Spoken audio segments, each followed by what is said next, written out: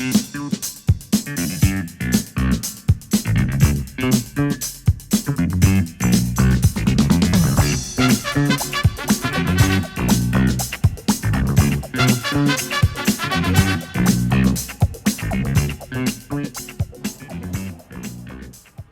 back to the Best Wines Tasting Room. I'm Kyle Meyer, and we are humbled and privileged to have the great Peter Gago, Chief Winemaker at Penfolds, sitting next to me today. Sir. Good morning, Kyle. I don't have the sir thing, though. That's but a humble winemaker. Hey, I got a question. Can you get knighted in Australia as well? I hope so. No, seriously, because I think Sir No, I think Peter. we can. I think Sir Peter Gago's got a little ring to it, right? Yeah, and how much money would I have to pay for that? It would be an accomplishment. Well, who knows? But no, look, it's great being back here in California, and here we are in the midst of the Penfolds Recorking Clinic. Yeah. Yeah, and it's all happening around us, and we get to chat about a few wines. Unbelievable Fantastic. scene here today with this amazing recorking clinic that we're going to get back to shortly, because I really want to talk about it a bit. Yes. But first I want to talk, Peter, a little bit about you. And let's start. We don't have to start back from from the crib or maybe or even. But what I want to find out is, let's go back to 2002. Right. Okay. Yes. You get a phone call. Mm-hmm. Hi, Peter. This is whomever, so and so, so and so. You're now the chief winemaker at Penfolds. What were your thoughts? Numbness. I mean, really, Yeah. to get a phone call for arguably one of the greatest winemaking jobs in the world. Well, look, Penfolds as a group has been around now for 170 years. Yeah.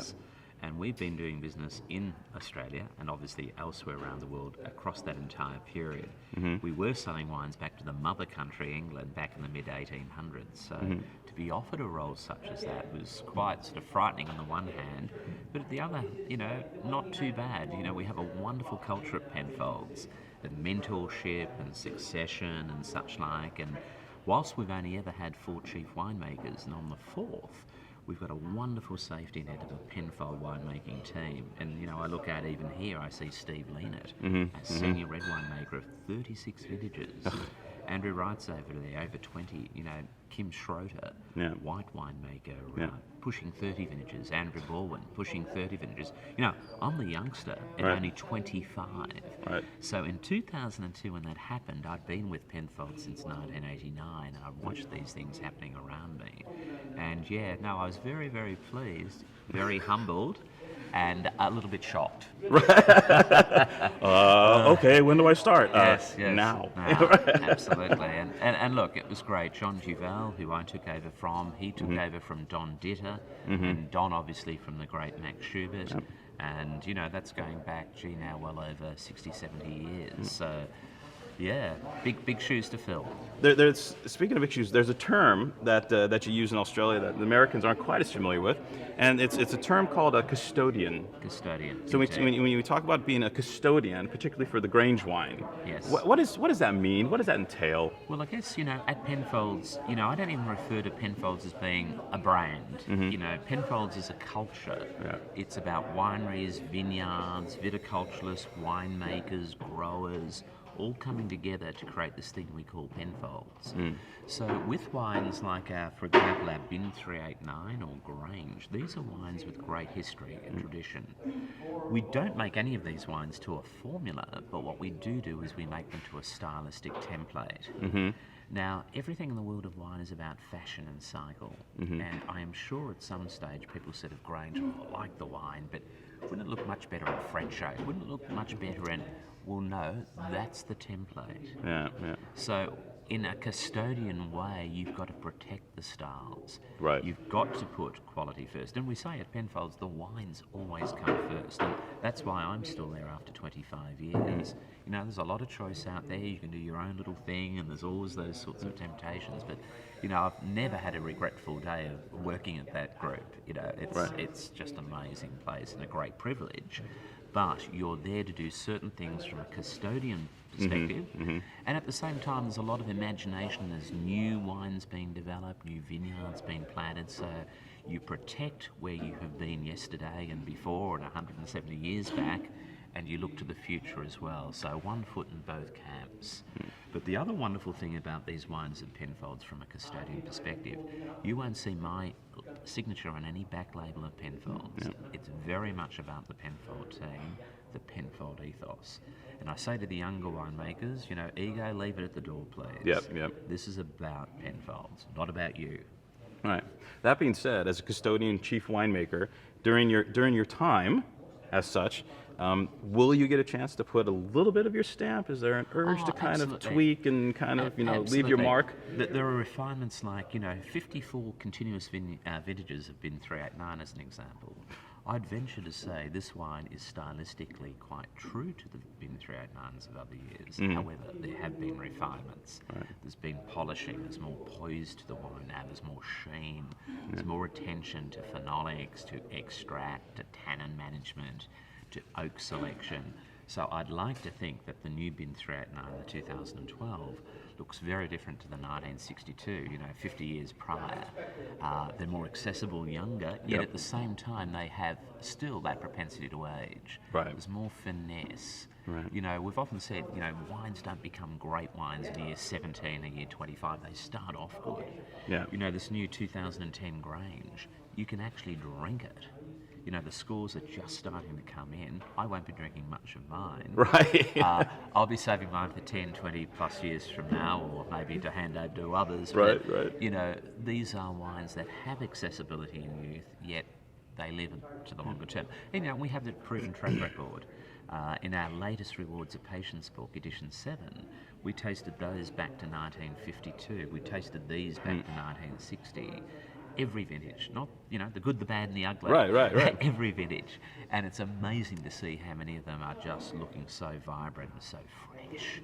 A random question. I mean, this is the question that's burning a hole in my head. Yeah, no. How many different lots do you think you taste through to determine, as you do this trickle down thing, to figure out what ends up in Grange? Oh, look, where do you and your team start, huh? You have that much to choose from in the way of vineyards. Yeah. After the vineyard selection, you've got that much. By the time you get to fermenters, that much. By the time you get to post-vintage and our classification tastings, where we decide just what goes in the blend, you're selecting from that much, and then you bottle that much. Got it.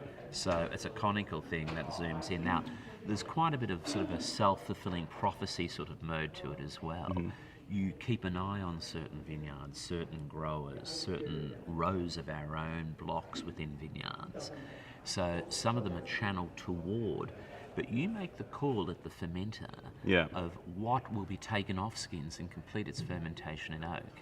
Very expensive process, very laborious, and you can't just do it with everything on the odd chance. So got it. Yeah. Start with that, fermenter that, but it all happens, the selection, after the fermentations are complete at the end of vintage. The classification tastings, we've been conducting those now for well over 5 decades, for over half a century, and all of the wines come in bottles that are coded. We don't know the vintage, we don't know the variety, we don't know the vineyard.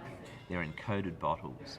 So we make the selection of what goes into Grange organoleptically blind, which just means to say we don't know what's what. Right. So it's picked purely on quality. That's why the volume of Grange varies year to year. Right.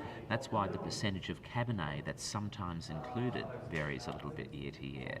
Not because we're dialing up, this year there'll be 3% Cabernet included, or this year we want 40% Barossa. Right. It's, what's in the blend, and you find out what are in those sample bottles. So it's done purely on what's in the glass, purely on what's linked to it by way of quality in the glass, true to the style of Grange. Now, the Sonnery classification is much the same, but you're looking for something different. Right. But we start at Grange and then work our way through the wines. And Bin 389 will benefit from relegated Grange Shiraz components. Right. They don't quite make the grade, but we don't throw them out. They cascade down into Bin 389. I say, so 389, Saint Henri, they come from this kind of the second part of the cone. Yeah. It sort of cascades down. Yeah.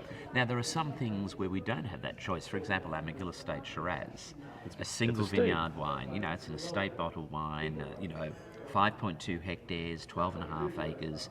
You can only get material from that vineyard. Right. So, but having said that, this is a mindset thing. That single vineyard is picked across 3 days. There are 3 blocks. It might go into any one of 8 fermenters at our original winery, McGill Estate. Open fermenters, they're basket press. Now, of those components across 8 fermenters, one or two might be relegated. One, sometimes even two, but usually only one, might even make it into the Grange blend. The remaining 4, 5 or 6 components are blended. So even though it's a single vineyard wine, it's still a blend of rows and blocks within that monopole of this vineyard we call Miguel. Right. So, you know, the selection for that's much easier, but there's still a selection. For Grange, you've got too much choice in some areas, and it makes it hard. You know, our Bin 28, goodness me, there are hundreds of components in some years. Now, logistically, this is hard to manage, but we have a Penfold winemaking team who have different responsibilities. We convene, we come together.